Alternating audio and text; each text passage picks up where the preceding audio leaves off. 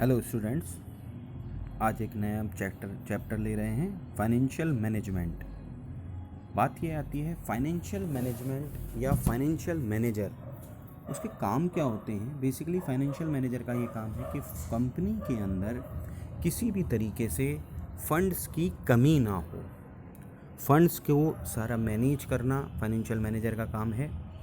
जो main M है financial management का है वो है reduce the cost of funds procured, मतलब जो हमें बिजनेस के लिए फ़ंड्स की ज़रूरत है उसकी कॉस्ट मिनिमम से मिनिमम हो, रिड्यूस रहें। कीप रिस्क अंडर कंट्रोल, जो फंड्स लेने का जो रिस्क है वो कम से कम हो, मिनिमाइज़ किया जाए रिस्क को। Achieve effective employment of fund, ensure availability of sufficient fund, मतलब किसी भी तरीके से कंपनी में फ़ंड्स की नीड फुलफ़िल होती रहे टाइम टू टाइम और eight lowest cost and minimum risk.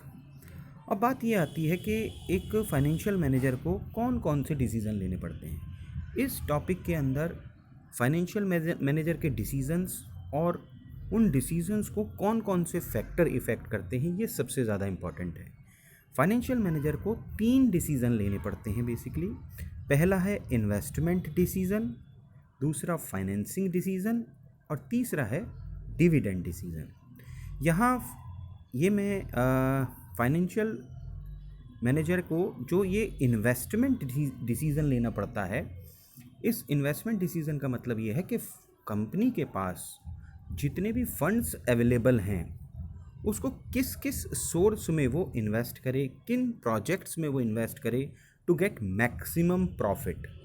The main motive of a investment decision to take maximum profit। इसी तरीके से फाइनेंसिंग डिसीज़न का मीनिंग है कि फंड्स जो हमें लेने हैं वो कहाँ कहाँ से लेने हैं। तो इस केस में जो फाइनेंशियल मैनेजर होता है उसका मेन मोटिव है to reduce the cost of finance and reduce the risk of finance. मतलब मैनेजर का जो फाइनेंशियल मैनेजर है उसका मेन मोटिव, उसका मेन कंसंट्रेशन इन्वेस्टमेंट डिसीजन में ये रहता है कि फ़ंड्स कहाँ लगाएं टू गेट मैक्सिमम प्रॉफिट, और फाइनेंसिंग में फ़ंड्स किस सोर्स से लें to reduce the cost and reduce the risk of investment. फिर आती है बात डिविडेंड डिसीजन की। डिविडेंड मतलब जितना भी कंपनी को प्रॉफिट हुआ है उसमें से कितना वो अपने पास एज अ रिज़र्व रखे और कितना डिविडेंड के तौर पे शेयर होल्डर्स को प्रोवाइड करे। ये भी सिचुएशन के अकॉर्डिंगली देखा जाता है। यहाँ पर बात करते हैं इन्वेस्टमेंट डिसीज़न की। इन्वेस्टमेंट डिसीज़न के अंदर मेन हमें 2 पर्पस से हम इन्वेस्टमेंट करते हैं, एक वर्किंग कैपिटल और एक कैपिटल बजटिंग। इसके ऊपर हम आगे आएंगे। पहले बात करते हैं कौन कौन से फैक्टर हमारे इस डिसीज़न को इफ़ेक्ट करते हैं। सबसे पहली बात है cash flow of the project. Cash flow of the project का मतलब हम जिस प्रोजेक्ट में पैसा इन्वेस्ट करना चाह रहे हैं उसमें कैश का इनफ्लो और आउटफ्लो किस लेवल का है। बहुत सारे बिजनेस ऐसे होते हैं जिसमें हम एक बारी पैसा लगाते हैं और उसके बाद उससे फंड्स आते रहते हैं, और जो इनफ्लो होता है उसका टाइम पीरियड काफ़ी ज़्यादा होता है। फॉर एग्ज़ाम्पल अगर हम कंस्ट्रक्शन का कोई प्रोजेक्ट ले रहे हैं उसमें फंड्स लगते पहले हैं और जो उसकी रिटर्न्स आती है वो काफ़ी लंबे समय बाद आती है, 1 साल बाद, 1.5 साल बाद, क्योंकि पूरा प्रोजेक्ट जब बन के तैयार हो जाएगी, बिल्डिंग्स जब बन के तैयार हो जाएंगी तभी वो सेल होती हैं और फंड्स आने शुरू होते हैं। तो किस बिजनेस में किस स्पीड से फंड्स आ रहे हैं वो बहुत मैटर करता है। The series of cash receipts and payment over the life of an investment proposal should be considered and analysed for selecting the best proposal. तो ये चेक किया जाता है कौन सा बेस्ट प्रपोजल है। रेट ऑफ रिटर्न का मतलब हम कितना पैसा लगा रहे हैं उसके कंपैरिजन में कितना रिटर्न्स आ रहे हैं, मतलब प्रॉफिट मार्जिन कितना है, रिटर्न्स का मार्जिन कितना है, कितनी कैपिटल लगा के कितना प्रॉफिट हो रहा है। For example rate of interest 10% है, इसका मतलब ये है कि अगर हमने 10 लाख रुपीज़ कैपिटल लगाई है तो उसका 10% हमारा रिटर्न्स आएंगी। तो हम रेट ऑफ रिटर्न्स देखते हैं कि वो कितना है, वो जितना ज़्यादा होगा उतना बेटर होगा। यहाँ पर बात आती है investment criteria. The various investment proposal is evaluated on the basis of capital budgeting techniques. This involves calculation regarding investment amount, rate of interest, cash flow, rate of returns etcetera. तो ये सारी चीज़ों को ध्यान में रख के इन सब का एनालिसिस करके फिर ये डिसाइड किया जाता है कि हम कौन सा मेथड, कौन सी बजट जो है ना प्रपोजल में हम पैसा इन्वेस्ट करें। इसके बाद दूसरा हमारा जो डिसीज़न है वो फाइनेंसिंग डिसीज़न। या फाइनेंशियल डिसीज़न का मीनिंग ये है कि हम किस सोर्स से फंड इकट्ठा करें। हमें फंड्स की ज़रूरत है। और फंड्स की ब्रॉडली हमारे पास दो सोर्स होते हैं, एक शेयर होल्डर फंड या इक्विटी, और दूसरा बोरोड फंड यानी डिबेंचर्स। तो हम कितना फंड्स डिबेंचर्स से इशू कर जना गेट करें, कितने हम शेयर्स इशू करके इकट्ठा करें, ये सारा कुछ इसके अंदर इन्वॉल्व होता है। और इससे रिलेटेड कई सारी चीज़ें होती हैं, कितना रिस्क है, कितनी कॉस्ट है, इन सब को कंसिडर करके फिर डिसाइड किया जाता है कि हम किस सोर्स को यूज़ करें। तो इसके फैक्टर्स कौन कौन से हैं, अगली इंपॉर्टेंट चीज़ फाइनेंसिंग डिसीजन के फैक्टर्स। द कॉस्ट, जब कभी भी हम कोई शेयर्स इशू करते हैं या डिवेंचर इशू करते हैं तो उसकी अपनी कॉस्ट होती है। तो हमारा मेन मोटिव ये होता है कि हम उस सोर्स को चूज़ करें जो चीपेस्ट हो। चीपेस्ट मीन्स जिसमें कम से कम कॉस्ट हो। रिस्क इन्वॉल्वमेंट, ये बहुत इम्पॉर्टेंट है। हमारे जो भी हम सोर्स यूज़ करते हैं, चाहे वो डेप्ट यूज़ करें चाहे वो इक्विटी यूज़ करें, उसमें रिस्क फैक्टर रहता है। अब रिस्क क्या हो सकता है? डिबेंचर्स का रिस्क ये है कि वो फिक्स्ड कॉस्ट रिसोर्सेज कहलाते हैं, क्योंकि उसकी कॉस्ट फिक्स है। आपको प्रॉफिट हो रहा है या नहीं हो रहा है, आपको इंटरेस्ट देना पड़ेगा। जबकि इक्विटी के अंदर रिस्क जो है वो मैनेजमेंट का है, कंट्रोल का रिस्क है। अगर हम ज़्यादा शेयर इशू कर देते हैं तो हमारा कंट्रोल ओवर बिजनेस वो लेस हो जाता है।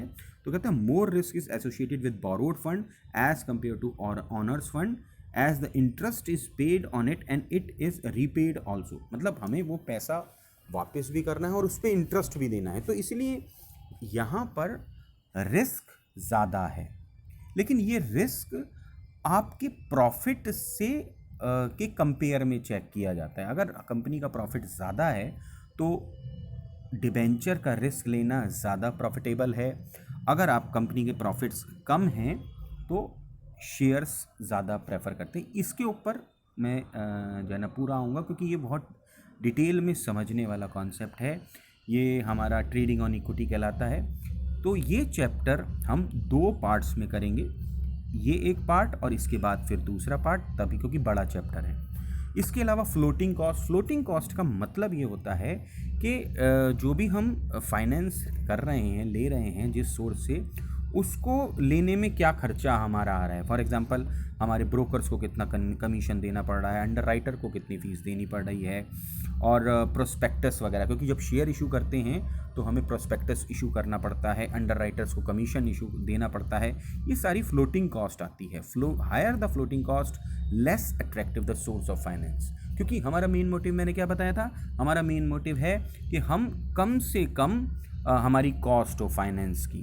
तो जितना ज़्यादा कॉस्ट होगी वो ऑप्शन लेस अट्रैक्टिव होगा। तो हम कम से कम कॉस्ट पे कॉन्सेंट्रेट करते हैं। Then cash flow, another cash flow is very important factor, कि कितना कैश आ रहा है उसके अकॉर्डिंगली। Then control consideration. यहाँ कंट्रोल कंसिडरेशन जैसा मैंने अभी बताया था, डिबेंचर इशू करने से कंट्रोल प्रॉब्लम नहीं होती, क्योंकि डिवेंचर्स को इंटरेस्ट देना है डिवेंचर होल्डर्स को, और वो हमारे मैनेजमेंट में कुछ पार्टिसिपेट नहीं करते और उनको हमें कोई जवाब नहीं देना कि कंपनी को कितना प्रॉफिट हो रहा है, कैसे मैनेज करना है। लेकिन अगर हम शेयर होल्डर्स को डिवेंचर्स इशू शेयर होल्डर्स को शेयर्स इशू करते हैं तो उनका मैनेजमेंट में पार्टिसिपेशन हो जाता है। In the case of existing share holder want to retain the complete control over the business, then finance can be raise through borrowed fund. As you see कि अगर वो कंट्रोल चाहते हैं फर्म पे, बिजनेस पे, तो वो चाहते हैं कि बोरोड कैपिटल ज़्यादा से ज़्यादा इशू की जाए। Then state of capital market, अब मार्केट की क्या पोजीशन है, रिसेशन चल रहा है, बूम चल रहा है, उसके अकॉर्डिंगली भी चेक किया जाता है कि हमारे शेयर की क्या मार्केट वैल्यू है, उसको कंसिडर किया जाता है। देन पीरियड ऑफ फाइनेंस, कितने टाइम के लिए चाहिए, शॉर्ट टर्म के लिए, लॉन्ग टर्म के लिए, वो भी बहुत इंपॉर्टेंट फैक्टर हो जाता है। अगर हमें बहुत लंबे समय के लिए फंड्स चाहिए तो शेयर्स इशू करना प्रेफरेबल है। अगर हमें मीडियम टर्म या लॉन्ग टर्म के लिए चाहिए तो डिवेंचर इशू किए जाते हैं, और अगर हमें और कम टाइम के लिए चाहिए तो हम जो है ना बैंक से लोन ले सकते हैं। प्रेफरेंस शेयर्स, डिवेंचर्स, ये उसी के अकॉर्डिंगली चेक किया जाता है कि हमें कितना टाइम चाहिए। देन डिविडेंड डिसीजन, मैं थोड़ा सा स्पीड में यहाँ डिविडेंड डिसीजन तक लेके इस जो है ना वीडियो को ख़त्म करूँगा, फिर दूसरे पार्ट के अंदर इससे आगे बात करेंगे। Dividend decision is the portion of divisible profit that distributed to the owner, that is the shareholder. अब यहाँ पर बात करते हैं divisible profit. Divisible profit means जो प्रॉफिट हमें डिस्ट्रीब्यूट करना है, मतलब जितना भी प्रॉफिट होता है उसमें सबसे पहले प्रॉफिट सबसे पहले इंटरेस्ट दिया जाता है। इंटरेस्ट देने के बाद गवर्नमेंट को टैक्स दिया जाता है। टैक्स देने के बाद जो बचता है वो डिविजिबल प्रॉफिट होता है।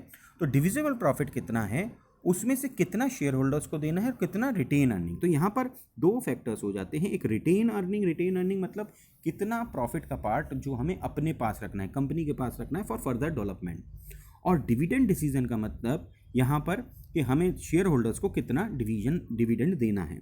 अब इसके फैक्टर्स क्या हैं, अर्निंग, आपकी कमाई कितनी है, स्टेबिलिटी ऑफ डिविडेंड। अगर हमारा बिजनेस इस तरीके का है कि उसमें किसी साल तो प्रॉफिट बहुत ज़्यादा और किसी साल प्रॉफिट बहुत कम हुआ, तो उस केस में हम डिविडेंड एक मिनिमम दे के चलते हैं, रिजर्व ज़्यादा रखते हैं, क्योंकि हमें पता है कि अगर नेक्स्ट ईयर प्रॉफिट नहीं हुआ तो हम उस पुराने रिजर्व से डिविडेंड दे देंगे ताकि डिविडेंड स्टेबल रहे।